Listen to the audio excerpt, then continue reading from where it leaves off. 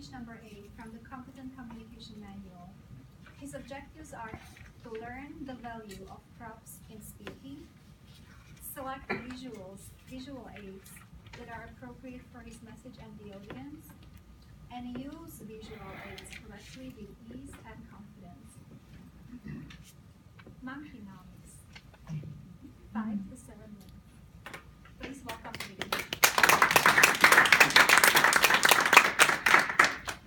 Thank you, Madam Toastmaster, fellow Toastmasters, and all the welcome members. Do you see any difference between these two pictures? Well, they look very similar, do they?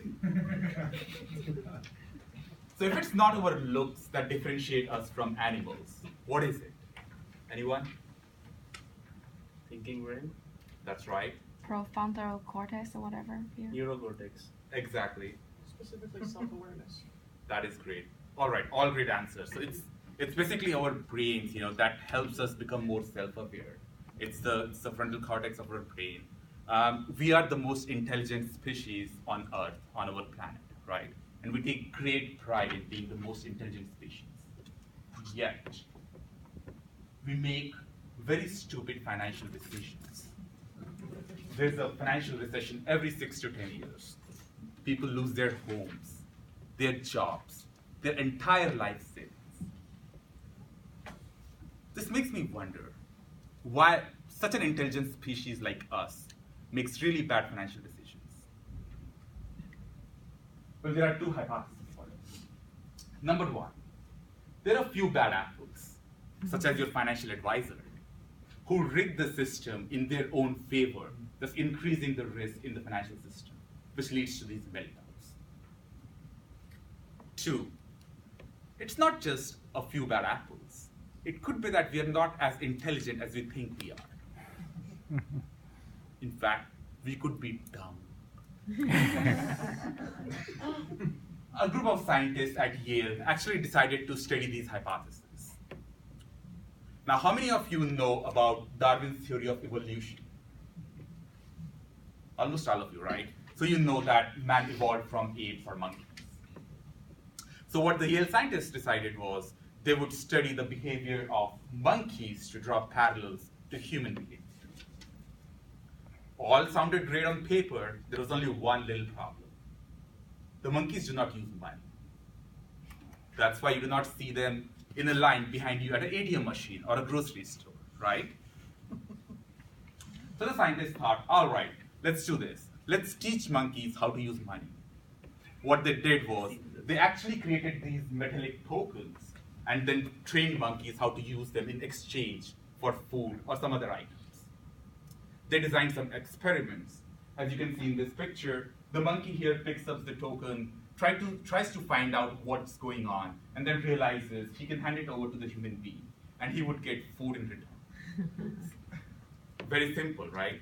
So the scientists designed these experiments, and what they did was they presented monkeys with different options. So here you see two volunteers who hold a yellow dish in their hand, and in these dishes, you have grapes. So a monkey can use their token to either get 1 grape from the left-hand side person or 2 grapes from the right-hand side person. Monkeys are really intelligent. They always chose to get 2 grapes for their token, not 1. In fact, a lot of different behaviors that monkeys exhibited could be modeled using economic models that are created for human behavior.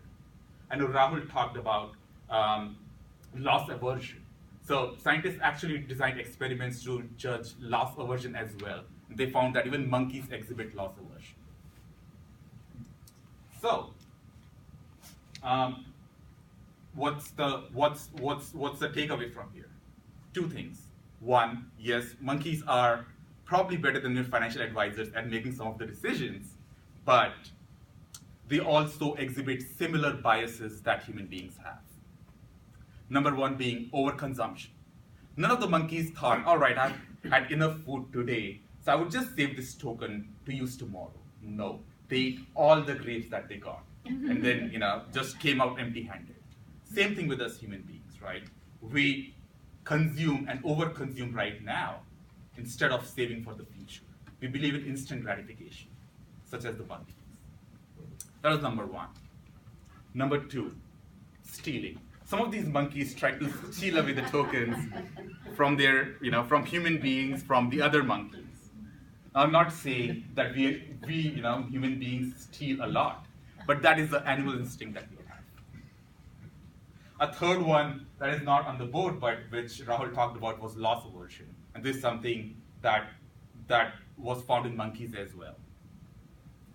So what is the takeaway from all of this?